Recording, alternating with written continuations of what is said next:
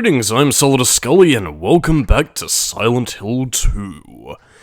By the way, if you have the channeling stone, this is a prime opportunity, and I believe the first place where you're meant to use the channeling stone to, summon a certain ending that involves aliens. But onto more pressing matters, we are now in the other world. It's, quite a bit different looking than what we saw in Silent Hill 3. It's, less red and more degraded in terms of content. Well, don't mistake that for gameplay content, because we do actually have a fair few things to do, and I will say that comparatively to the vanilla version of Brookhaven Hospital, it is, well, much more intriguing. I mean, for one thing, we've got plenty more to explore. As is traditional with the other world, new vistas, new Masahiro Ito designed sites. It's gonna be fun on the bunk, kids, so let's explore. And of course, to start things off, we also have new versions of the nurses. They're slightly bloodier. Ooh. But I mean, all that aside, just blast away and take care of them. Now, going into a bit of Silent Hill trivia here, really. Well, not really trivia, it's something you pretty much learned later on in the game anyway. But, ooh, better turn that down. Yeah, Brookhaven Hospital was a frontier for Silent Hill's plague, so to speak. We do read up on this a little bit later on in the game, but I figured, fuck, I might as well bring it up now for the sake of padding for time, but yeah, this used to be a place where they treated victims of the plague. Where did this plague come from? Well, if you'll remember right all the way back to that little stone monument that talked about executioners washing their tools of blood into the lake, well, yeah, probably wasn't very sanitary, as was, well, not a lot of things during the 1800s. A ring around a rosy, pocket full of posies, a tissue, we all fall down. An innocent, lovely childhood song that, when we were young, was magical and whimsical until we grew up and realized they were talking about the Black Death. And that's pretty much what Brookhaven Hospital was. It's basically a general hospital that eventually became more of like a mental institution, since I believe by Silent Hill 1's time, Alchemelia Hospital pretty much became the de facto hospital. Again, whether Brookhaven's in decline or Alchemelia Hospital is meant to be like something newer, I can't really say for certain, but I mean, given the construction and layout of the building, I could believe it, but again, that's just talking about semantics of the town that the games don't really expand upon. Because, like, I mean, I think apart from Origins, a little bit in Homecoming, we never see any of these hospitals ever again, so, yeah. And I mean, the one in Silent Hill 4 was one in South Ashfield, so, yeah. Drink in that Brookhaven Hospital shit while we can. Because, I mean, as I pointed out in the Born From a Wish video, which, at time of recording I literally just finished, yeah, in Silent Hill 2, if you look up in the logo, it literally says Brookhaven Hospital on the texture. I mean, I'm pretty sure they fixed it for Silent Hill 3, but come on, Team Silent. Dummy, tell fun not use. And I feel like I'm the only one who really gets any of these in-jokes because I dig up the Silent Hill beta and the trivia and the lady with the demonic bobblehead. I mean, again, you know what, fuck it, I'm not gonna rant and rave about that anymore. Again, as is, well, you know, the fact that we're pretty much on the run, and where Maria went, we have no idea. Laura is also running around here somewhere, so I'd say for the time being, let's, oh no, wait a minute, I was mistaken. I thought we were gonna be in for a cutscene, but no, it was, just something else. Silly me.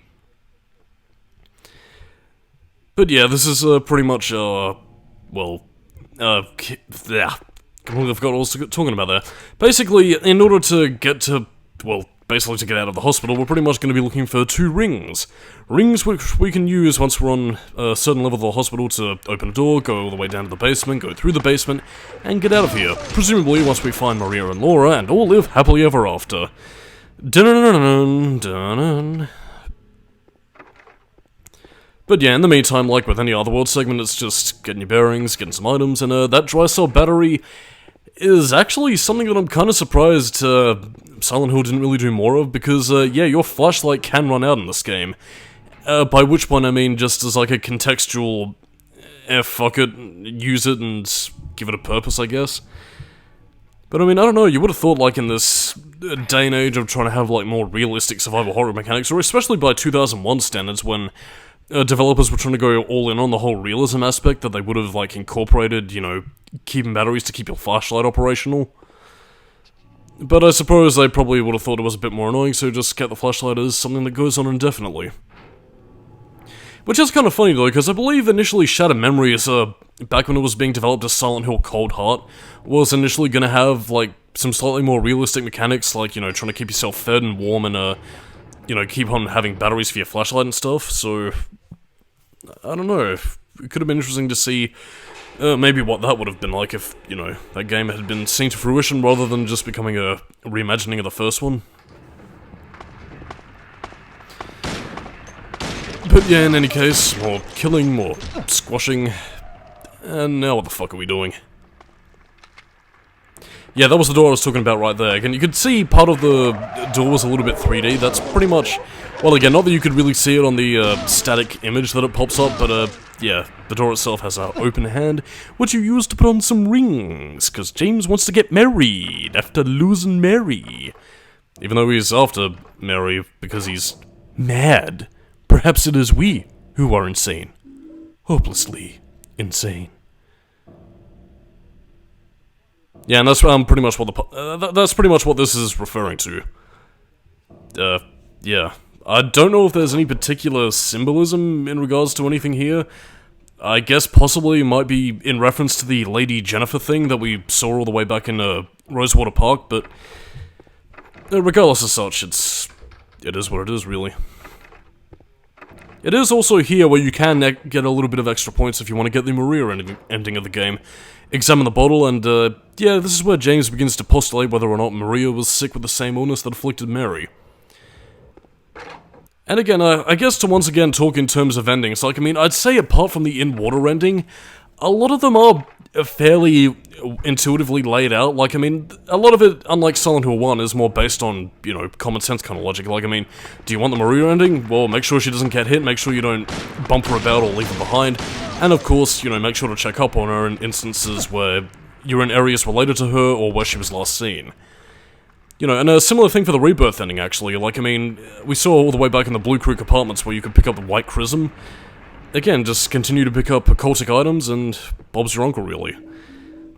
And again, like, I mean, well, really, a similar thing for the UFO ending. It's like Silent Hill 1, but the dog ending, it's literally just getting a dog key somewhere around Silent Hill, and then finding the appropriate door, and there you go. So, like, I mean... all things considered, like, Silent Hill 2's endings aren't quite as, like, cryptically laid out as I guess I might have inferred in the original review I made back in, like, 2019, but it's really only the in-water ending that, becomes a bit of a pickle.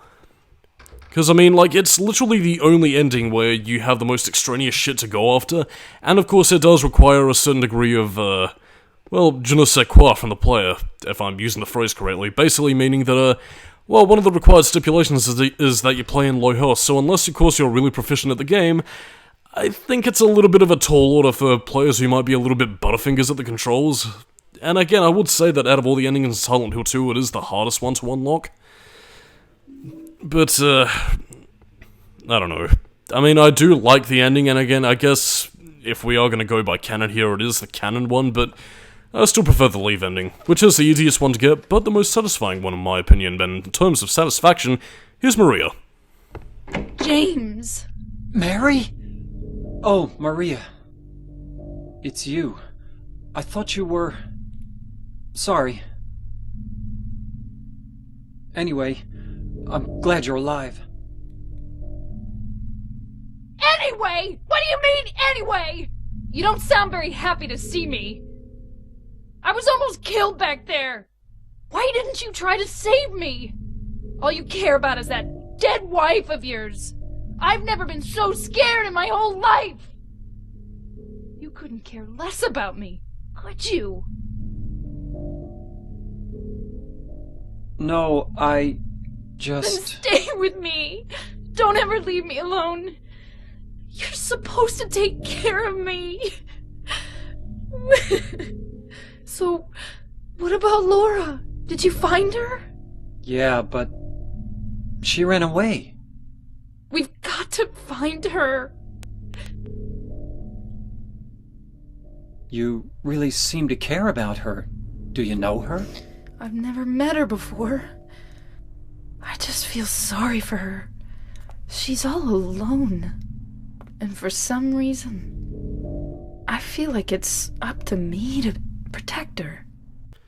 Well, since you just threw away the gun that you had from the Born from a Wish side scenario, you are in no position to, well, take care of anybody. I mean, I know it was mainly for gameplay reasons, but really, Maria, you could have used that even if you were going off to meet James for multiple reasons. But I mean, anyway, now we have Maria back, so now you gotta protect her, and, well, again, as you saw earlier with the little refrigerator puzzle, yeah, she is necessary and useful to some extent, and of course requires us to get the second ring, which we can use to, well, be out of this burg. Again, I suppose another reason why I think I like the Otherworld version of Brookhaven Hospital here better than the vanilla version is that it's a lot swifter in terms of progression. Like, I mean, while you might not be looking at many, like, disturbing visuals per se, there's a lot less busy work to be found here, so, again, you're not faffing about just looking for specific items, you only really have a few things to find. You do have a few... Actually, no, that's a better way to put it. Like, I mean, it's a better degree of, plot per distance traveled, you know, which is ostensibly getting cutscenes, story updating information in tandem with, you know, gameplay commutes, fulfilling objectives, and, you know, yada yada yada. So I suppose in that sense it is, fun, really. Although, then again, there is one bit at the end of this section that is, shall we say, a bit bullshit, but, again, I'll save that for later, because this part of the game does also hold some very, well, bizarre, very bizarre things that you're going to be seeing quite soon. What it is, well, you're going to be hearing it a little bit, but really, let's just have a time a little bit as we check the map, see where we have to go, talk about our day, and, well, I'm going to leave you with this, because it has to be heard to be believed, so catch you in a second.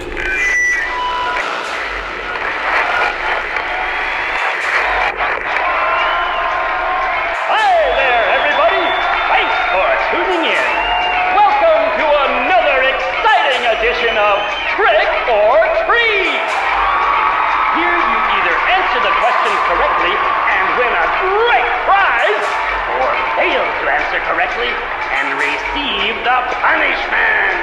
It all depends on you. And our lucky, or should I say unlucky challenger today is James.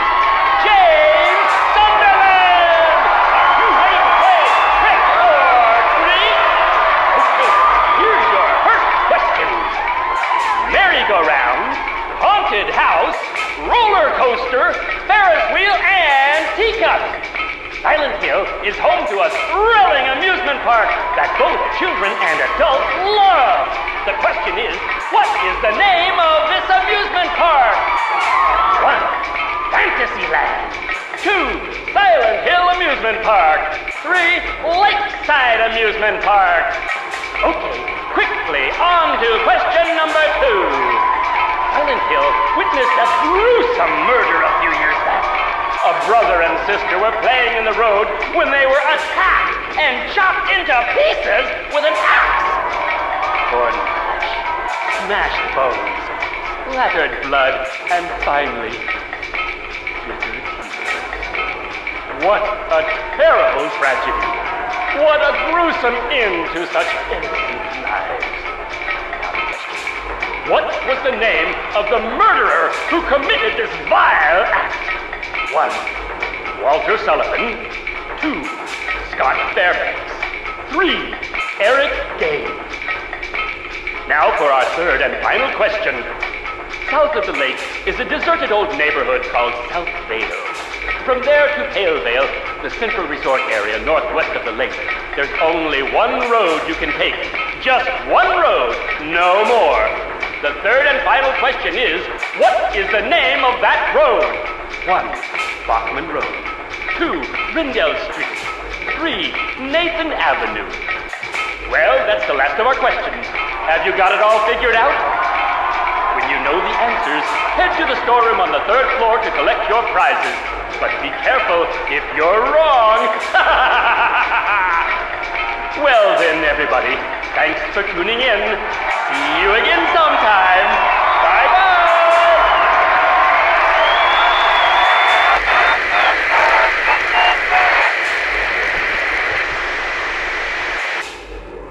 What was that?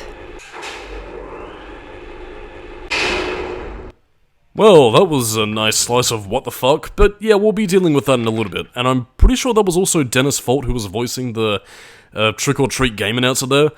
But yeah, if you want to know the answers straight up, it's pretty much 313. So, yeah, we'll tackle that a little bit later, but in the meantime, let us get the ring, because James needs his precious. But of course he can't get it without the help of his friends. You can't open it? Yeah, Maria, give me a hand here. Come on. You're supposed to be the big man around here. How's a little girl like me supposed to help?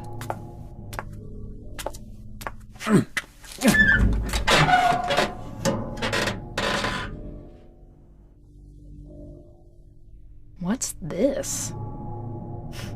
Not very cute, is it? Here, James. You take it. Thanks. Thanks. Yeah, yeah, I got the ring. Yeah, I'm James. That heck, a nice bit of character interaction, proving that our fine feathered friends will always remain healthy and fun. Anyway, onwards to new adventure, and in this case it's the, well, trick-or-treat thing. And keep those answers in mind from the questions he asked, because, again, like, I mean, you can only ever get the trick-or-treat announcer once you have Maria, and when you're travelling down to a different floor, so unless, of course, you want to go all the way back up there and get it immediately, yeah, those answers might slip from your mind, and admittedly do require a bit of extraneous knowledge from Silent Hill 1 in order to complete at least some of them. But, again, like, you can see the map locations in the game, so, again, you do have a bit of context as to, you know, how to guess the answers, so not too much, but playing Silent Hill 1 in this aspect does help. I can't quite remember what the penalty is if you get the answers wrong. If I'm remembering the... I think it might have been either Ventral KBM or Lord Vega's run. I think you just get, like, a bit of acid dumped on you that reduces you down to, like, 1 hit point of health. But again, if you have healing items at this point, you should pretty much be okay. It doesn't kill you, at least I think. Again, I never got these answers wrong, so I wouldn't really know. But again, it is worth getting these answers right, because you get a shit ton of ammunition, and of course, some ampoules. Which again, is the most powerful healing item in the game, and well...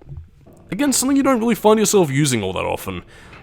Like, I mean, unless you're in really dire straits, and even in that case, like, a couple of first aid kits would just do you fine, so... I mean, really, yeah. I mean, like I mentioned in one of the previous parts, you could have a secondary use for the ampoule.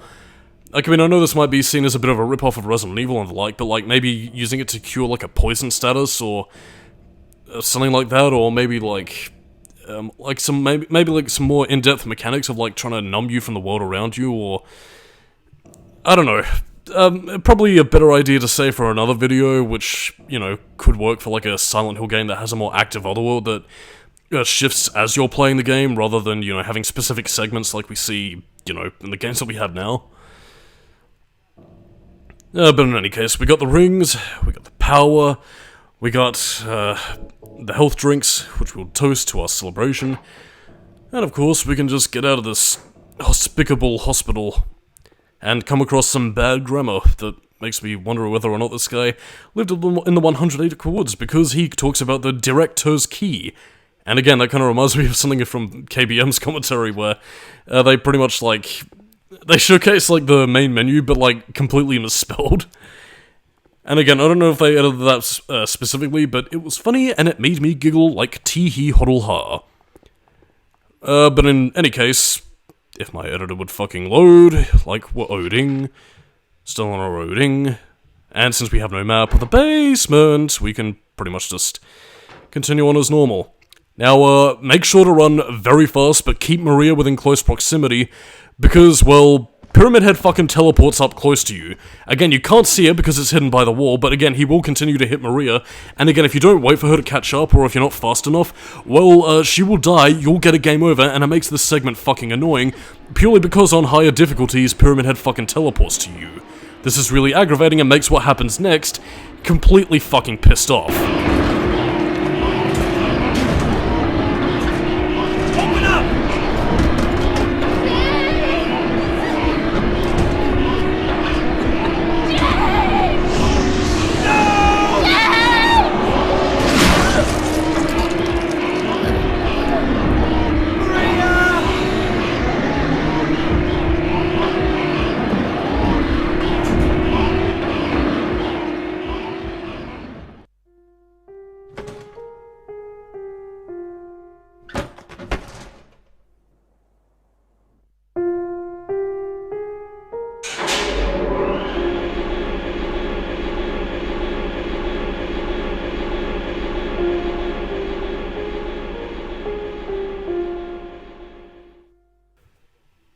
Oh no, Maria died. Even though during that segment on my first playthroughs, I always died a lot cause Maria was too slow. And yeah, like, I mean, as somber as this scene is, and sad as it is, at least on a first playthrough, I was absolutely fucking livid that, you know, after trying to get her to survive that entire segment where she gets killed by Pyramid Head, she dies anyway, and... I don't know, that's... I don't know, it's just taking a piss. Take that, elevator. I hate you, I hate you, I hate you! But yeah, most of these doors are locked except for the Derek Tur's office, which you can pretty much just go into now, and pretty much progress on to the next part of the game that we'll be dealing with next time. And of course we have the dun dun dun dun dun, which, whatever. Again, this is pretty much telling us where we need to go next, where we can, get a few new locations, and basically have a bit of a spelunking adventure around town in the darkness, so... yeah, basically, we gotta go off to the restaurant called The Letter Wrench. Which is, pretty much just leading us to Rosewater Park, where we need to pick up a wrench, then a letter, and of course, well, you know, dig up a key to the Historical Society, which is where our next destination lays forth. As you can, see here.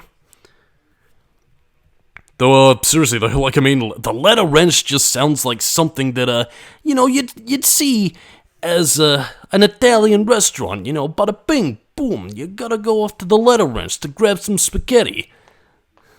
Loretta lunch, make some nice pasta, you know? And yeah, just to prove that we're back in the normal world, Laura runs out of the hospital, and now James is, not really too concerned about her because he's melancholy after Maria's death.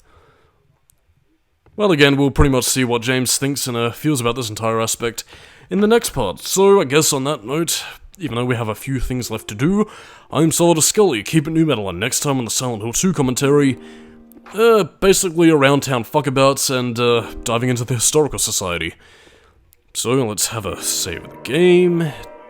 And of course, as James looks at his reflection, like the vain, suicidal guy he is, I'll catch you dudes and dudettes next time.